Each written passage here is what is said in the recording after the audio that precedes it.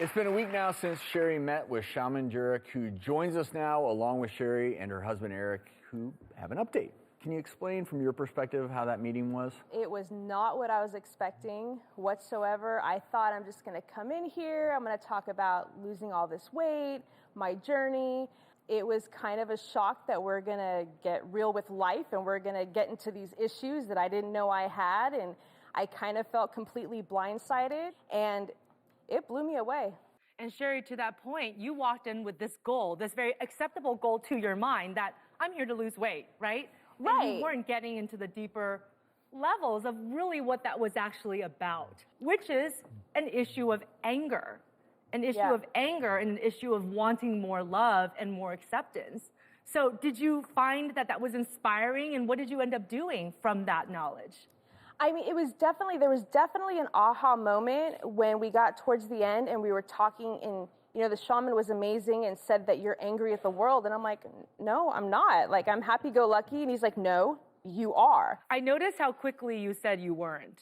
Like it was a practice sort of defense that was up, as opposed to you really thought about it. Well, and it's interesting. I'm a very guarded person. So I'm one of those people that has always kept everything inside. I always put on a smile no matter what. And I'm always the one who is there for everybody else.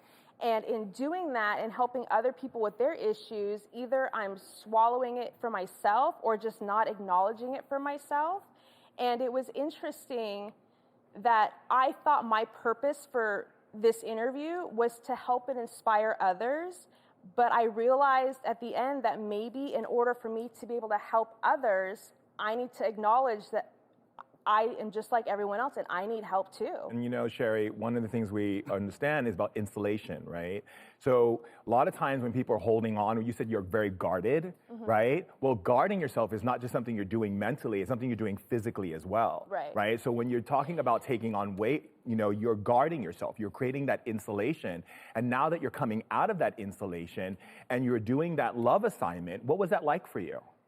The assignment? Yeah. Oh my gosh, it was so incredible. And all you really gave me on was have an assignment and bring some women together. There was no manual, there was no outline or guidebook. And at first it was anxiety and panic, and I have a couple of days to get this done. What am I gonna do? And then all of a sudden, this idea just hit me, and I felt inspired, and it went along with how people are fake and how we judge people on the exteriors. And so I had this really cool idea of bringing a bunch of women together, different religions, different backgrounds, different ethnicities, social status, economic status, and I brought them all, and I told every single one of them, nothing. I said, show up at 7 o'clock and sit down. Do not talk to anybody. Do not acknowledge anybody. Even if you recognize somebody, don't say anything. So obviously it created some anxiety in my guests at first, not knowing what to expect. And so what we did was I gave everyone a worksheet, and I said, we're going to go around the room and we're going to judge each other. We're going to make our first impressions based on how we look, how we sound when we say our name. What kind of a job do you think they have? What kind of struggles do you think they have?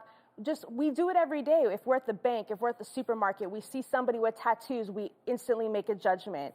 And I wanted to show them that there's so much more to life than just first impressions. So we went around the room and everybody wrote down their notes. And then afterwards, we got to know each other. And I realized that it doesn't matter what we look like on the outside or what we're feeling. We're often jealous of other people for how they look or how they carry themselves. But it's all a facade, because we're all struggling with something, and that even though you can look at somebody and make a judgment, you have no idea what they're struggling with on a daily basis. So it was eye-opening that we need to be more compassionate to that person at the market that we see that we're making a judgment. There's a reason for that. So Sheri, because you went deep, you got deep, right? Yeah. So I want to share something with you. You wrote a quote on your website. All dreams are achievable. The only thing preventing us from greatness is ourselves.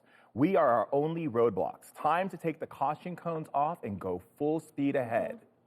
Are you ready to go full speed ahead? 100%, yeah.